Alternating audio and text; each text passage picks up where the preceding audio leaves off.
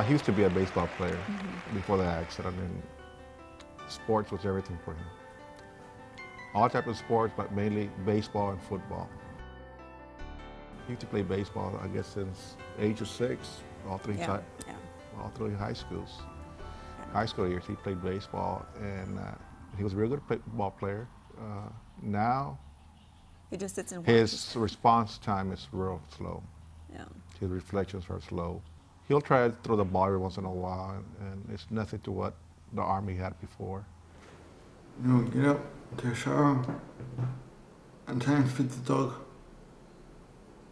And that, and times go outside for a while, play games. Yeah, that's about it.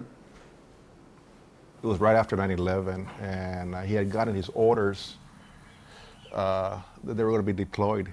And that weekend, their sergeant gave them a weekend off. And they went out and typical kids, started doing, nightclubbing here and there. And on the way back to the base, he had an accident. It was so hard because he had to learn everything again, how to walk. It was very hard for him. It was very painful for him because when you are in a coma for any period of time, you get into like the fetal position and everything cramps up on you and you had trouble of always wanting to go back.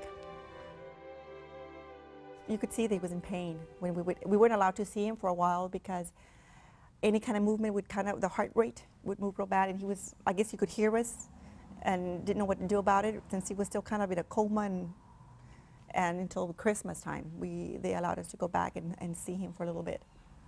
And then after that, we made arrangements to come to San Antonio. It was like a nursing home. He had to learn how to walk, and made him get up and take showers and walk. You're going to walk, you're not going to be crippled. And he would slack off and said, you're going to pick up that foot, and this is the way you walk with your arms. And I was like a sergeant out there. And he walked. Therapy. Take 4 places. Therapy. My home. Therapy. It was almost 3 years of therapy, 24 hours. Rehabs can only do so much, and they do a lot. I'm not saying they don't. They do a lot of rehab, but the family has to take part. Has to take part. Without that, I don't think he could have really made it, and he would have just been there. We didn't want him to be dependent on us completely at all.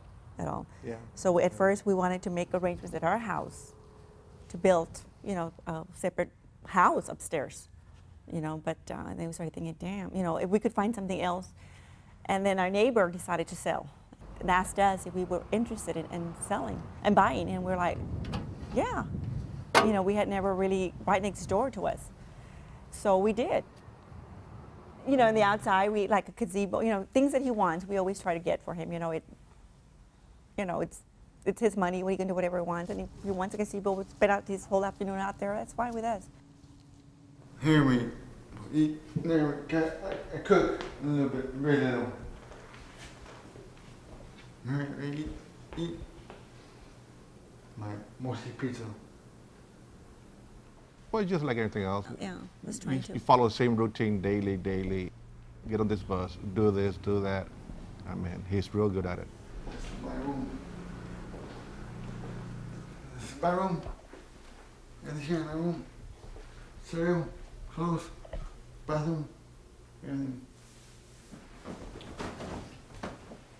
it's tough, financially. You can get on a hole real quick. Somehow, you manage. There's real good programs out there financially. They'll help you. They don't come looking for you. You need to go look for them. They'll give you this information. They'll give you this pamphlet. They'll give you a phone number, websites. Also, you go out there and really start knocking on doors. And a lot of times it's not just phone calls. A lot of times doesn't get through. You need to meet them one-to-one. Tell them, I know there's a program. This happened to my son. Get me. How do I get in the system? And there's always a big waiting line, you know, but go out there.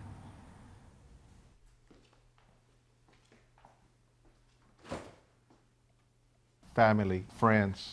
For a while there, we kind of pulled back, you know, because we didn't want to be, life changes. I mean,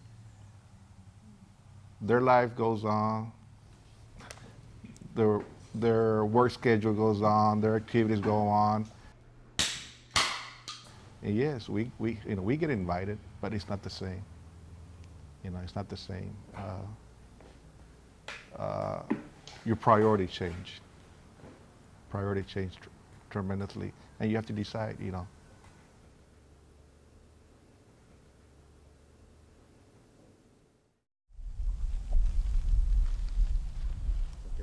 We spend a lot of time together.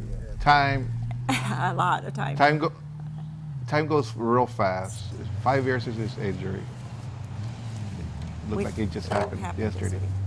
But we sit down and we make you believe, you know, it's been 5 years already since his accident. Remember when we planted that tree, you know, remember, you know, when did we plant this? When did we, and, well, that was before his accident. That was after his accident. And you know what? We just realized it. It was an accident, and we take it like that. And support, a lot of family support. Family does not have to be blood family. Volunteers, support, And family. and having good friends.